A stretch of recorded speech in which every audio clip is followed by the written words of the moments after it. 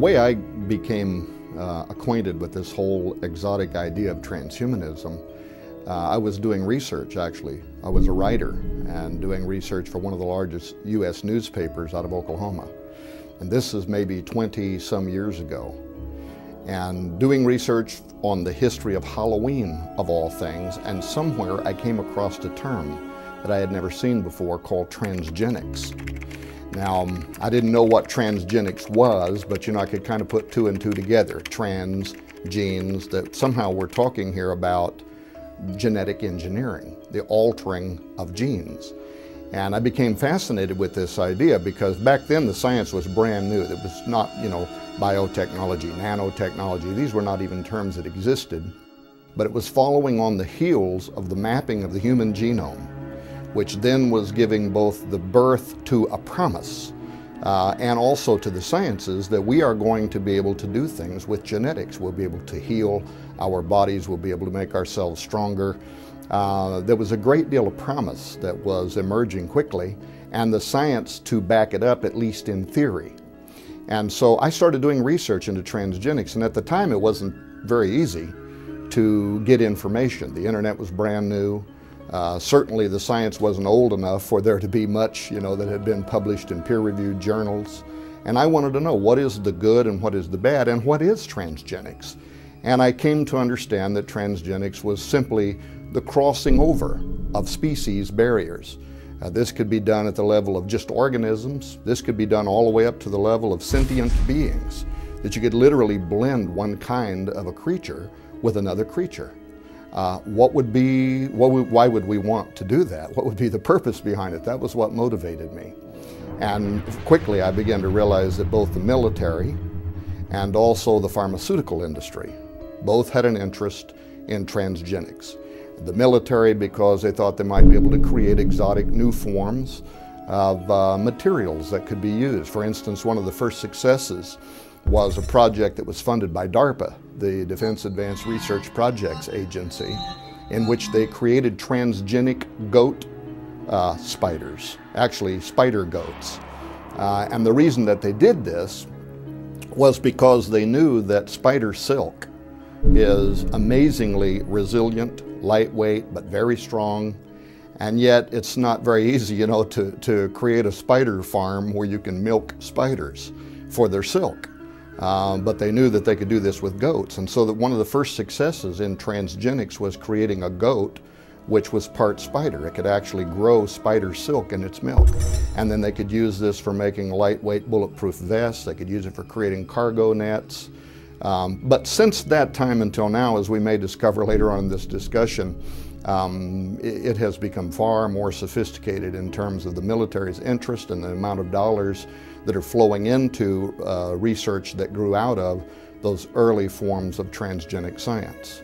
On the other side of transgenics, which is probably the biggest part of where the funding is coming from today, is in the pharmaceutical industry. Pharmaceuticals, why? Because the industry often has to labor with the FDA to try to get permission to do testing of new drug therapies on human subjects. It's very daunting, that task, to try to get a promising new remedy potentially for some kind of debilitating disease, and then to be able to take and start trying that medicine, which is unproven on human test subjects, is not easy to do. Well, the pharmaceutical industry saw right away that they would be able to take animals and put human DNA into the animals, create a human-animal chimera, and then they could work around this problem with getting permission from federal agencies to do human experimentation, and now they could test new drugs in human-animal chimeras to see how the human elements of that creature might respond in a way that they're hoping for with these drug therapies. That too has also grown a great deal since those original transgenic experiments, in that now, of course, what the public most usually hears about is human-animal chimeras that are being created for the purposes of developing stem cell lines, and then the stem cell lines can be used for testing new therapies in hopes that we're going to lead to cures for a variety of human diseases and ailments. Anyway, it was the discovery of transgenics. And my interest in why we would have an interest in funding research into crossing over species barriers that then led me to discover that behind these emerging fields of science was a new cultural movement called transhumanism. And transhumanists are made up today really of all walks of life, everything from college kids to old hippies to academics and professionals. It has become a cultural movement, and it's quickly growing. It's international.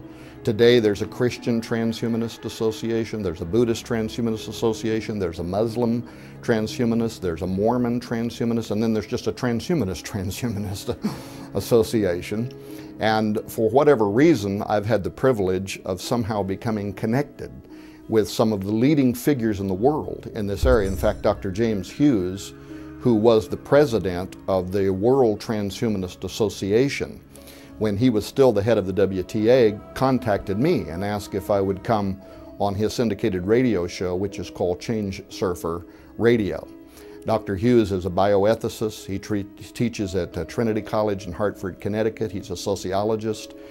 He was and is really the man, the top shelf, if you will. So I agreed to do his show.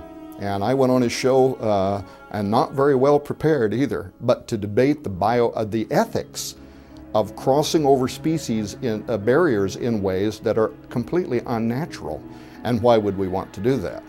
Now, of course, as a Christian, and I would probably still consider myself a conservative Christian, I believe in a divine order. In other words, I believe that God was at the beginning of creation, and God, for whatever reasons, placed barriers between the species and ordered that each kind would only reproduce after its own kind.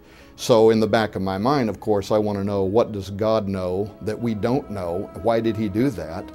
But then I would say that even if you didn't believe in divine creation, if you are an evolutionist, what we are doing now was not allowed for by evolution either. Natural selection has not done what we are now doing.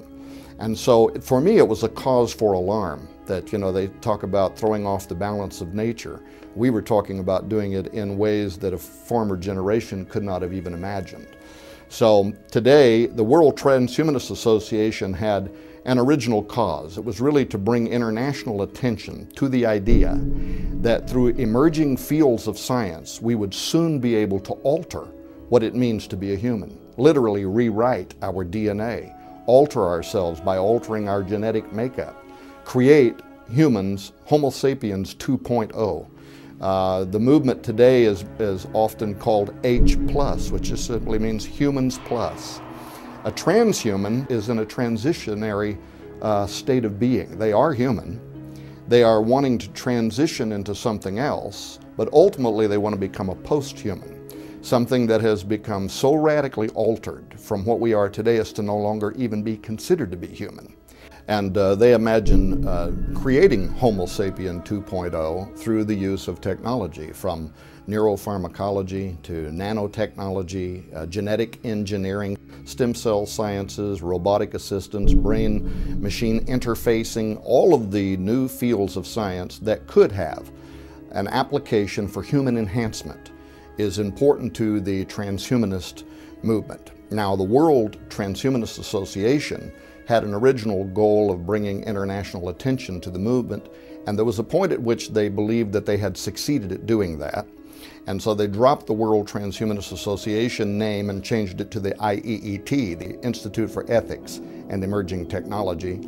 Dr. Hughes is also now the CEO or the president of the IEET, and most of the most well-known names in the world that are also involved in transhumanism, such as Nick Bostrom of Oxford University, are chairs or members of the IEET.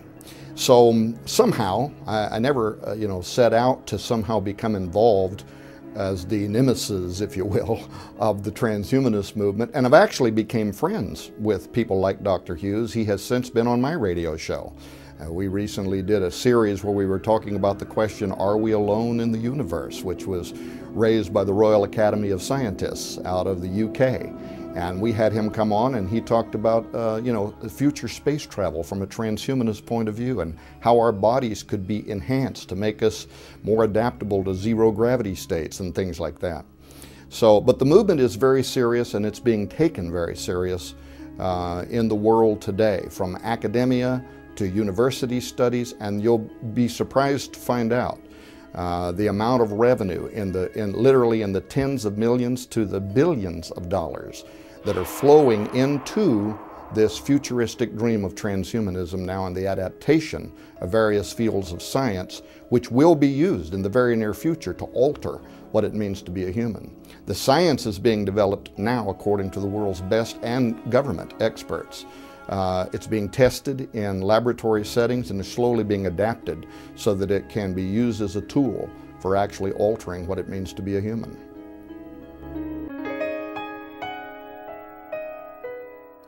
With regards to who would be funding, who has an interest, that's where it begins to become really surprising, and it actually is not too difficult to verify even from secular but reputable news sources. For instance, if you were to go to Google today and type in transhumanism, you would find something like 250,000 web pages now around the world that are dedicated to both the study, philosophy, but this new world view called transhumanism. However, if you were to type in genetic engineering laboratories, you'd find more than 24 million websites in the world now dedicated to the subject of genetic engineering, which is, of course, one of the sciences that the transhumanists aspire to believe that this is going to be used to alter what it means to be a human. Now, on the ground, what does it mean? Here in the United States of America, you may remember where a few years ago, 2006, I believe, George W. Bush, in a State of the Union address, called for legislation to be enacted that would prohibit the creation of human-animal chimeras. And he wasn't just talking about embryos for experimentation, because he also talked about prohibiting the creation of exotic human life forms that could be patented. Why would the President of the United States, in a speech of record, be calling for legislation that would prohibit this technology? It's because it's emerging very quickly. And we know now that there are those rogue scientist wannabes, the Dr. Moreaus, who are already raising these to full maturity. And we can come to some of those admissions in this interview as well. For example, one of the first things that President Obama did at the executive level, as soon as he became president, he overturned restrictions that had been put in place by President Bush, which would have prohibited federal dollars, American taxpayer money, flowing in to pay for experiments to be done on human-animal chimeras and other forms of science such as stem cell sciences, which is also important to the transhumanist movement. But what most of the public doesn't realize, when we're talking about stem cell sciences, we're almost always talking about the creation of a human-animal chimera from which those stem cells are being derived. But now tax dollars in the United States from the federal level are flowing into thousands of laboratories. In the state that I live in Missouri, for instance, there is a farm that is raising transgenic pigs that are part human. They're using these pigs to actually grow organs in a test in the hopes that these humanized organs in the pigs can then be transplanted into people who are on donor waiting lists. Now, you know, years ago they called this xenotransplantation.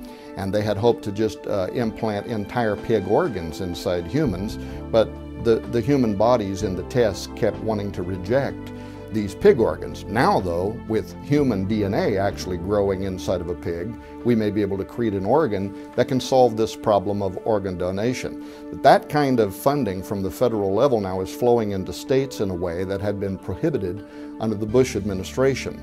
But it goes deeper. In 2006, a fantastic thing happened.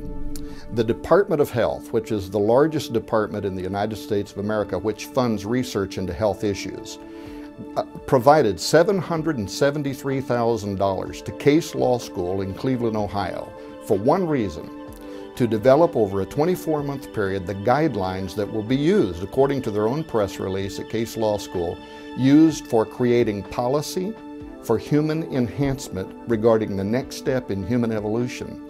Max Melhelm, who is the law professor and a bioethicist at Case Law School, was given the responsibility of leading the team of 24 to 36 months field study, if you will, using actual test subjects. Human subjects, according to the original press release, would be used for devising how policy, government policy, can be extended to human non-humans. Well, because this started in 2006, and we knew that the target ending date for this study, which was being done not just by Max Melhelm, but law professors, bioethicists, genetic engineers, people who work in the fields of genetic alteration, that within 24 months to 36 months this field study would be done. 2009 was the target date for the report to be issued. So I waited with bated breath. In what way did Case Law School actually use human test subjects to provide what the government wants, guidelines to be used for human enhancement, to set the policy for how, for instance, will the Constitution, how will the Bill of Rights be extended to a human non-human? How much of a living entity has to be human before it can be protected under our laws? Must it be 90% human and 10% something else, 50% human? So I wanted to know. Well, the end of the test came and no public statements have been forthcoming. But what I noticed was that Professor Melhelm now, immediately at the end of the study, started traveling the United States giving lectures at universities. And he's giving 2 different lectures, and this is the title of his lectures. One is called Directed Evolution, Public Policy and Human Enhancement. And the second lecture he's given now is Transhumanism and the Future of Democracy. And you can go to the Arizona State University, and that second lecture is actually available as a podcast. You can download the lecture, unless they remove it from the time this film is made until the time somebody might go there to download it, but you can actually go and download it. So here you not only have the President of the United States loosing federal funds to go into research on human-animal chimeras, stem cell lines, various kinds of laboratory experiments on humans that could then be applied later on down the road through a transhumanist philosophy, the use of those technologies, but it's actually being funded through the U.S. Department of Health to actually set the policy and guidelines for how the law will be applied to human non-humans. It even goes deeper. The Defense Advanced Research Projects Agency, DARPA, has for over the last decade been funding to the tune literally of billions of dollars research into what they call the Extended Performance Warfighter. They have since removed the document, the original document on the Extended Performance Warfighter program from DARPA's own website, but a person can Google and find the same articles that were originally published being cached across the internet. The interesting parts about the Extended Performance Warfighter is that it even includes literally altering the DNA of soldiers. The public may more commonly hear this referred to as super soldier technology. But it got interesting this year. The 2011 budget for DARPA, which can be downloaded at Wired magazine if a person wants to go and read the DARPA budget, allows millions of dollars for what they are calling biodesign. Biodesign is actually outlined in the budget. The purpose of it has to do with immortalism. The purpose of it is to literally discover how cellular destruction occurs and why in regeneration of cellular decay, we as humans don't wind up at 100% again, and we begin to age. And DARPA has an interest in figuring out how to get around the decaying process of cellular life. And they use the term creating an immortal organism. But it's more than just an organism. They consider it to be potentially a lethal force that can be used in military application. Wired magazine actually referred to it as a living, breathing creature. And DARPA admits that the force of this living creature, this immortal organism, could be so potent that it ought to also have what they called a kill switch. introduced into its organism, so that in case it gets out of hand, we could throw the switch and stop it, or if it became available to our enemies, we could throw the switch and stop it. So that in the United States, we know that from the federal level, under Obama, revenue is flowing into this research. We know that from the U.S. Department of Health, revenue is flowing into this research. From the Defense Advanced Research Projects Agency. And if a person wants to do their homework, they'll find out that it's also the Air Force, the Navy, the Army. All of our military laboratories are funding now, to the tunes of millions and billions of dollars, research into fields that also include the altering of their soldiers for the purposes of having total battlefield domination in the future. But a person should also be aware that this technology is not just limited to the United States of America. In Australia, in China, in Great Britain, all around the world, literally tens of thousands of laboratories are receiving both federal and private funding for this kind of research. In the United States, even when Bush had called for restrictions on federal funding, it didn't stop the research here. It simply was being done through private grants and private dollars. There were no laws that were stopping people from doing human-animal research here. But now it starts to get really interesting in that even the scientific community is making admissions, which of course I was suspicious of anyway for some time. There was a Reuters article about 6 months ago called "Scientists Want Debate on Animals with Human Genes." And it turns out that the scientists that were being interviewed were the same scientists that 24 months ago were involved in what was called the human embryology discussions out of Great Britain. Laboratories wanted to receive federal funding, public money, to finance their investigations and experiments, which included altering humans and altering animals, at least at the embryonic stage. And there was such public outcry in Britain about it that the government decided to have a public forum, and they allowed different people, ethicists, bioethicists, even religious scholars, to weigh in on the question of whether or not it would be ethical to begin altering humans at, of course, in the beginning, the embryonic level, but later on perhaps to full maturity. At the end of those discussions, and there were some very interesting things during the discussions, by the way. For instance, the Vatican had 2 bishops present during these discussions, and the 2 bishops for the Vatican weighed in, saying that if a woman participated in these experiments by providing eggs or ovum, and then later if she had a conflict of conscience and decided that she wanted to raise this half human, half animal as her own child, that she ought to have the right to do so. And I believe that the Vatican's bishops were not really making that argument in sincerity as much as they were trying to illustrate the tortured ethics, the kind of unanswerable questions about, do they have a soul? In Israel, some of the religious scholars in Israel have weighed in, talking about if we create a transgenic animal or clone a transgenic animal and it is part cow, how much of it would need to be human before it would be protected under our laws, and or if the majority of it was cow, could we then offer it as a burnt sacrifice? So illustrating once again that there really isn't any way to wrap any kind of Judeo-Christian ethic around what we are now doing, but it hasn't stopped us from doing it. Well, those scientists who have been receiving funding now from the British government for the past 24 months are back.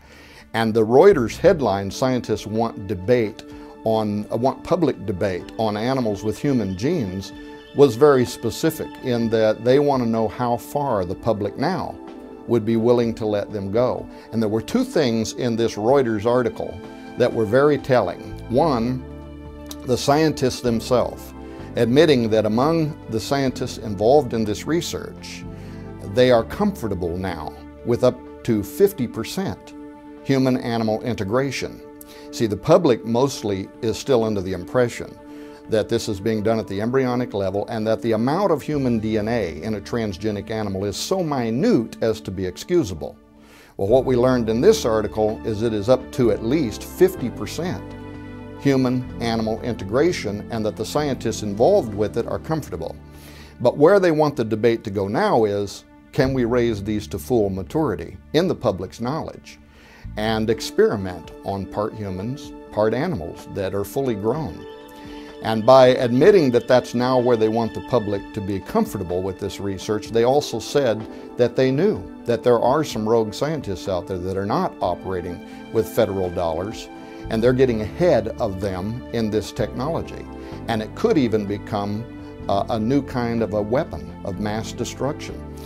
It could at a minimum become a molecular biological nightmare, because now by crossing over species barriers in ways that neither evolution nor God allowed for, we are completely uncertain about how, when this gets out of the box, where it may lead us. To answer the question, what would be the benefits of transhumanism through the eyes of a transhumanist? I can tell you, because some of them are my friends and I have had the opportunity to debate with them. And when I say friends, I don't mean that I share their worldview whatsoever, but we have, cordial conversations. It's diplomatic. And I believe in the sincerity, for instance, of men like Dr. James Hughes. Dr. Hughes would never advocate for anything, I think, that he believed would be detrimental to the future of society. So much of their ideas are altruistic in the sense that they're selfless and they're perceived to be for the good of society as a whole. For instance, longevity. One of the key objectives of transhumanism is to extend our lifespans. People who are either transhumanists or who are friendly to the transhuman vision, such as Aubrey de Grey, who is a member of the Methuselah Foundation, the whole commitment of which is to, either through diet or even more advanced applications such as genetic engineering, learn how to do things that will bring about the end of human suffering and disease, and therefore lead to longer lifespans. Learn how, through genetic engineering, for instance, to perhaps turn off what is happening when tumorous cancers are growing in our bodies. So that not only do they intend to enjoy the benefits of longer life in the future as transhumans, Aubrey de Grey is saying now that if you're 50 years of age when you're watching this video, there's a very good chance you could live to be as much as 1,000 years old with how quickly this science and technology is advancing. But the transhumans don't just want to extend life, because, as you know, some people watching this might say, you know what, why would I even want to live to be 1,000 years old? I'm kind of ready to get out of here now, you know, with the way that the world is going. So the transhumanists also consider that, and it's not just a longer life, but it's a happier life. It's a healthier life where we're stronger and we've been enhanced cognitively. Through neurosciences now, we're learning things about the brain. We're learning the portion of the brain that leads to depression also leads to euphoria. And if we could learn how to control those portions of the brain, we may develop natural treatments for persons so that they could be happier, so that they could escape from depression. So that would be one of their ideas. Of course, enhancing our bodies so that we're stronger. The elimination of pain. You know, right now I go out and dig a hole, and within 1 hour, man, I'm ready for some cold tea and a place to throw up my feet. But these future enhanced bodies would be able to perform at levels that, you know, perhaps only 25-year-old weightlifters right now do it, and we would be talking about people who may be 150 years of age that can run for miles.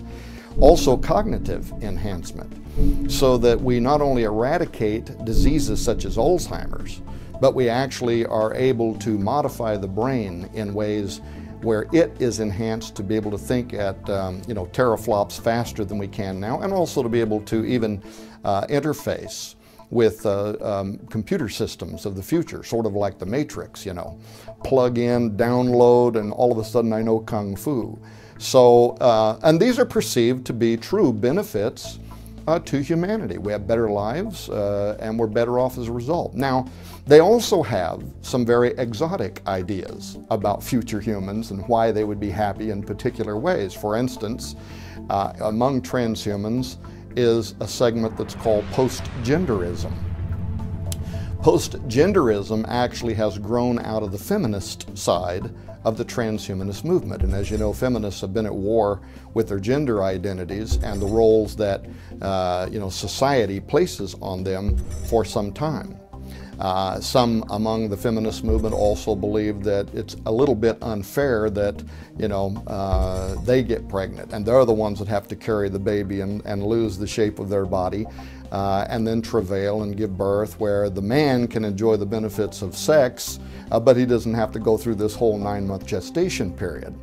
So in transhumanism, there are some very exotic ideas such as post-genderism, the idea that we will be able to develop androgynous beings, morphological beings, who will take the best of what it means to be a man and the best of what it means to be a woman and actually have a new form of life that is both man and woman, who can enjoy the benefits of things such as sex, which I mentioned a moment ago, but without the burden of having to become pregnant, having to carry a child for 9 months.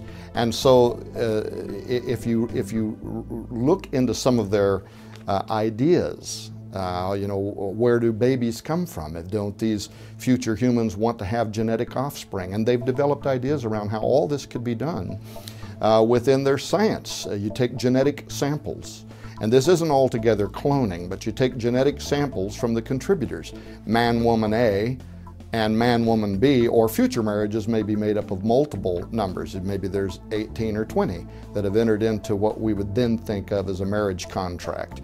And those ones that want genetic offspring can all provide samples of their genetics. And then this is taken to a specialized pregnancy center or birthing center of the future. And through some form of super in vitro fertilization, those genetic samples are placed inside of an egg which has had its nucleus removed, which is also probably donated from one of these men-women. It is treated with chemicals or with electricity like we do with cloning now. And it jumpstarts spindle formation, cells begin to divide, and a new man-woman made up of multiple partners begins to grow and becomes an embryo. And if that sounds incredible to you, in Britain just this week, the first baby from 3 parents was born. The science has already been perfected. We're already doing it. It's not as if this is as futuristic as it may sound. We're at the beginning of the gate now, but we've come through the door. The gate is open, and we're walking through it, and we're moving that direction. And they're imagining how this science could be used in ways that, in their mind, is beneficial to humanity. We no longer have the burden of gender roles. Now, what do psychologists say about a baby? How a baby is bonded to its mother while it's growing up inside of its mother's womb is almost mystical. It's metaphysical. We don't understand it. A baby is born and even already knows the tone of its mother's voice. Well, transhumanists have an answer for that too. Post-genderists believe that they also take genetic samples from whichever of the men and women want to play the role of the traditional mother, and they grow a synthetic womb inside the birthing center, and it is hooked to an androidal system that also has the sound of the mother's voice recorded in it. And this androidal system can stand up, sit down, move around, make natural movements that feels very natural to the embryo that is growing up inside of it, so that by the time 9 months later, and even that is a question because these future humans may not take 9 months to gestate, but if they do, you go to the birthing center and the switch is thrown, the little baby is born, it's grown up inside its mother's womb because it was taken from her genetics and recreated in a laboratory. It has grown up listening to the sound of her voice and her heartbeat, all of which are a part of this future system. Did you know that some of the early discussions actually were around creating clones who would then be anesthetized, not even aware that they're alive, and their wombs would be used for gestating these children, and then afterward the clone, if not legally defined as a human, could be discarded. It would simply be a system for saving man, woman A from the burden of having to carry a child. But many of the, even within the transhumanist, philosophical community, simply couldn't tolerate that idea, and so they advanced it to growing a synthetic womb which could then be used for the gestation period. One of the other benefits that transhumanists imagine actually borderlines on the supernatural. And this started really with Nick Bostrom, who is a leading transhumanist in the world, sits on the IEET's board under Dr. James Hughes. Nick Bostrom actually earned his prestigious seat at Oxford University by writing his thesis on transhumanist values. And thankfully for the rest of us, Dr.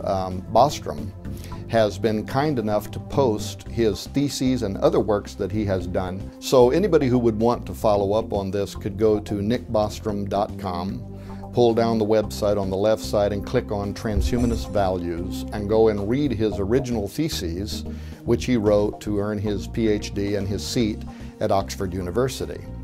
It's interesting because Bostrom doesn't claim any kind of religious ideology, but he has diagrams in there that he uses when he gives his lectures at universities and also at the Transvision conferences, which are taking place every year now for about the past decade at leading law schools and universities around the world, in which the arguments are being detailed now, worked out among law scholars on how the laws and policy of our government will be extended to protect transhumans of the future and future democracy. But if you click on it and you look at some of the charts that he has created, for instance, he has one that's kind of a large rectangle. And in this rectangle, he describes this rectangle as representing all possible modes of perception, modalities, sensory modalities. Down in the corner, he draws a small circle, and he says this circle represents humans. The limits of our perception, modes of perception or sensory modalities, our eyesight, hearing, taste, feeling, and how far it extends into all possible modes of perception. Then around that, he draws a larger circle, and he says this is the animal kingdom. The animal kingdom not only has our level of perception, but other levels of perception. For instance, they can hear at higher decibels than we can. Dogs at 40,000 hertz, dolphins at something like 80,000 hertz. Some animals like bats can navigate using sonar. They also seem to be in touch with the earth somehow in ways that we're not. They can pick up vibrations. They'll begin to move out of particular areas when they know there's going to be an earthquake or there's going to be a volcano, and they'll begin to migrate to another area. And we're not exactly sure how they do that. They may be able to smell tumors. And if it's not smelling it, it's some other method by which sometimes they are aware that there is a tumorous cancer, something that is actually degrading your DNA. So he talks about these fascinating things, but then he says something that I think is of the most importance and borderlines the metaphysical. And that is when he points out that animals can also see into areas of the light spectrum that we cannot see into.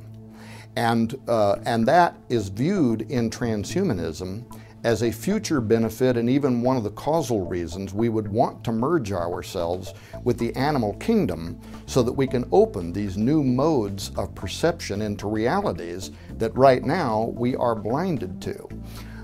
Perhaps one of the reasons we would want to merge ourselves with animals so that we too would be able to do this. Why this is interesting to me as a Christian and as a researcher and as a scholar of biblical texts is because we know that animals can see into, at least some animals can see into, what we think of as the supernatural realm. And it isn't just extra biblical texts that seem to imply this, but even in the Bible. For instance, the story of Balaam's donkey. Balaam gets in trouble because he's prophesying against Israel, which he's been ordered, by God not to do.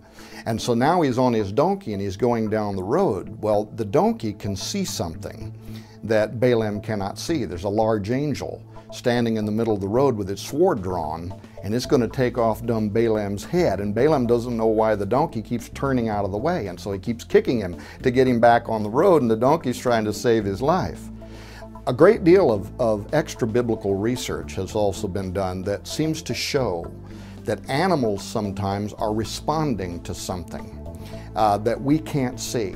And in fact, probably the average person, at least at one time in their life, have saw their dog growling at something that isn't there, as far as we can tell, or maybe even behaving in a way. You have a dog that's vicious, it's brave, it's not afraid of anything, and then all of a sudden a strange feeling comes over you and the dog senses it too, or the dog may even run and hide under the bed. So they seem to be reacting to something that we can't see with our eyes. And in the traditions and in the histories of the world, owls come, and owls serve with the goddess Hecate, the goddess of witchcraft. Other areas of witchcraft where cats are used as mediums through which we are communicating with the spirit world. That idea has been with humanity since forever, but what made it real to me, of course, is the depiction out of the Bible, at least in one illustration, where an animal can see something the humans cannot see. That is definitely in the back of the mind of many of these transhumanists. And they are bravely wanting to go where no modern man has gone before, in breaching that barrier that is between us and them. This is so true that now the Templeton Foundation, which has been funding an entire series of lectures over the last several years at the Arizona State University on transhumanism and the future of democracy, have played off of what Dr. Bostrom began talking about, and many of what the university students are now asking about. How do we separate our humanity? If we change ourselves physiologically, we enhance ourselves to humans 2.0, do we also change our soul? Do we change our spirit? Do we even have a spirit anymore? And as these questions are being entertained, Arizona State University began a brand new project. You can go to ASU's website and you can click on it. It's called the Sophia Project, the goddess of wisdom. The Sophia Project, some believe even to be that feminine aspect of God, right? And it describes exactly what the Sophia Project is about. It is to verify and or to make contact with, and then they describe it, the ghosts of dead humans, aliens, angels, demons, a universal conscious, God. They list all of it, the whole purpose behind the project, growing out of transhumanist conversations and debates and lectures being offered at the Arizona State University and funded by the Templeton Foundation. Want to take this whole question of altering ourselves as humans forward to this next giant question. By doing so, can we also now cross over? Can we start communicating with that unseen intelligence? So this too is viewed as a value among transhumans. Many of them are spiritual, and many of them see that as a benefit. Well, some of these exotic ideas in transhumanism, of course, where it may be being viewed by them as a benefit, may cause a lot of red flags to go up among other people who also are interested in things supernatural. There are some of the critics, of course, of transhumanism who believe that their worldview is a bit too positive, you know, that they view this as being a utopian plan that's going to take us into the future. We're all going to live in a happy universe and have enhanced lives. But there are those who are also qualified to make criticisms based on the science itself and what it may portend to do. For instance, Dr. Leon Kass was the chairman of the President's Council on Bioethics during the Bush administration. And here is a man who had the full review of the science, the best reports on the science, testimony from experts who were working in these fields of science and what they believed could actually develop out of transforming mankind. And after Dr. Kass had served on that seat with the government, he resigned, he wrote a book, and in the introduction to his book, Life, Liberty, and the Defense of Dignity, he wrote how that in laboratories around the world, scientists are now honing their skills, polishing their skills, looking forward to a post-human future, and that humanity is on the operating table, literally, scheduled for wholesale psychic and physiological redesign, while on the streets, the evangelists, he refers to them as, not transhumans, the evangelists are quietly selling their message, and that we are in a war for the mind of a generation. And Dr. Kass believes we're probably going to lose this war, but he says that anybody who cares about their humanity, the time is now for standing up and understanding where science is taking us and what it may portend for the future. He's not the only one. Professor Francis Fukuyama reviewed emerging fields of science and then the philosophy of transhumanism. And he wrote a white paper on it in which he considered the combination of those two to probably be the most dangerous science and technological and philosophical concepts in the history of mankind, which he believes could very quickly lead to an extinction level event. The Birkbeck Law School in Britain is one of the most famous law schools on earth for teaching CSI students, crime scene investigators. And they put out a press release about 18 months ago now in which they said that they will need to design future classes for crime scene analysis which has been perpetrated by something that is only part human. Their whole point was that everything we know about forensics, about profiling, might not apply if we're trying to track down a serial rapist who is part wolf, because he may have a bloodlust, he may have a difference, his mindset, his instincts, everything about him may not fit anything that we understand. And this is considered to be such a real possibility, by the way. It isn't just the Birkbeck Law School. This last year in California, a House Foreign Affairs Committee hearing in the state of California that was chaired by Democrat Brad Sherman, who's actually best known for his expertise in the spread of nuclear arms among terrorists, chaired this meeting. A writer for Congressional Quarterly, Mark Stenzel, attended the meeting and came out of it flabbergasted, because what the meeting was all about is future terrorism conducted by transhumans. And he said that the entire hearing, a congressional hearing, he said sounded more like a pitch for a sci-fi movie than it did a sober discussion of scientific reality, because he said they were talking about superhumans, super intelligence, artificial intelligence, and super animals that could soon be on the battlefield or even in our neighborhoods for domestic reasons, a lethal force for which we are not prepared. The government is so concerned about where transhumanism may take us in this regard that they consider this now to be the fledgling start of a new arms race. In the way that in the past between the Soviet Union and the United States we were in an arms race over nuclear arms, transhumanism is the near future arms race, and it is considered to be of such importance that the top scientific mind at the Pentagon, the Jasons, J-A-S-O-N, that's the name of the top scientific minds at the Pentagon, put out a press release recently called Jasons Fear Brain-Modified Foes, in which they were talking about this technology in the hands of our enemies. And what they were saying was, we have to get at the forefront of this technology. See, this is how we're going to be forced into this. It's not a matter of whether we should or whether it's ethical. We have to do it, because if we don't, our enemies will, and then they're going to subjugate us to their will.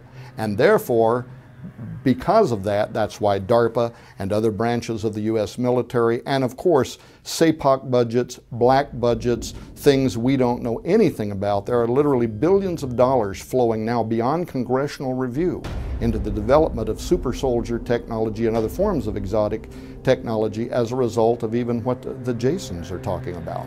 So there is this other side of this transhuman utopianism that is very concerning to a lot of great minds. And I can tell you that even on the ground now, already, the parts that are already being played out are raising alarm bells. For instance, the related science of genetically modified foods. We are already finding out that by unnaturally crossing over species barriers and creating potatoes that have moth genes in them and other variations of foods, that these foods do things. They have unintended consequences. Tests that are being done now in Britain where they're raising fields of genetically modified crops, and downwind the populations are developing respiratory diseases that are unusual, that are starting to skyrocket. There have been suppressed scientific studies. Arpad Pusztai is one famous case. His studies were supported by another independent scientist by the name of Irina Ermakova, who was able to repeat what he did. What did he find? He took rats and he forced these rats to eat genetically modified foods. They began developing tumorous cancers. Their offspring came in at half weight and died at half life. This was all done in a laboratory setting which was immediately being suppressed by a giant corporation whose name I won't mention, but who literally stands to lose trillions of dollars in the future, and therefore they are highly motivated to suppress these findings. And only because of Greenpeace and some others who have been involved in lawsuits for over a decade to force these documents to be made available to the public are we just now being made aware of some of the things that are happening in the real world. One of the test studies showed that they would put rats in a cage and starve them. And then they would place genetically modified potatoes here and natural organic potatoes here. And when they open the cage doors, the rats will run to the organic product and they won't even eat the genetically modified crop unless they're starving and have no other options, and then they'll eat it. And you gotta wonder what God's little creatures know about these products that we don't know, but we very well could be opening a door to a molecular biological nightmare, to a crossover between humans and animals, or genetic foods that probably not for a decade will we really understand what the impact on our health is going to be with some of this genetic modification. But imagine now, extrapolate what we already are finding about genetically modified crops. And there are many other stories, by the way, that are now coming through into the news that show that genetically modified crops are leading to cancers in humans as well. But where are genetically modified crops? They're everywhere. They're in Kellogg's Corn Flakes. Genetically modified soy is in food products in every store in the United States of America. This bear has already come through the door and there's no putting it back. So now we're riding the bicycle while we build it. The human population is the guinea pig. We're already doing the science and we'll wait and see how it turns out in the future. But imagine when we now take that same approach to living sentient beings. And now we have genetically modified animals and genetically modified humans that are in the environment, and they are crossbreeding and interbreeding one with each other. Very quickly we could have a human form of mad cow disease. If you're sitting in a restaurant eating goat cheese that contains human DNA, we don't know what the impact of that is going to be on a human. We certainly know what it did to cows and the kinds of brain diseases that it created in them when they were eating their own DNA, when they were eating product. We just simply don't know. Prion contamination. Wired magazine recently wrote a special article called Farm Animals, P-H-A-R-M, Farm Animals Crank Out Drugs. And the article was a positive spin on developing pharmaceuticals in transgenic animals. What the public doesn't know is that the writer for Wired Magazine contacted me first and wanted me to be part of that special series at Wired Magazine because they had come across an article that I had written at WorldNet Daily, which was raising some cautions about, tinkering with God's plan. So the writer, Elizabeth Svoboda, contacted me. I like what you have to say. I want my article to be balanced for Wired Magazine. Would you be willing to send me some issues, nutshell some issues that you believe should be, the cautionary side of this science? So I did.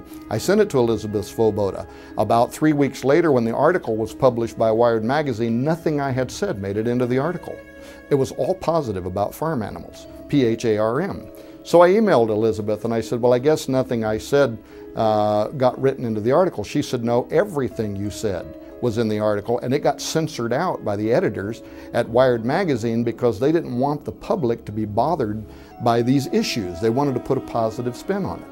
Well, then I went back and read the article, and I knew she was telling me the truth because there was a particular line that I had used in which I said we might want to be careful tinkering with God's plan. That's a very specific phrase. When I went back and read the article, I saw where a scientist by the name of Vandelevor said, now some people might say we shouldn't be tinkering with God's plan, but, she said, if we find a cure for cancer through a transgenic animal, we won't hear the public saying you shouldn't be doing that. I didn't do it, but I wanted to email Miss Vandelevor and say, have you watched the movie with Will Smith, I Am Legend?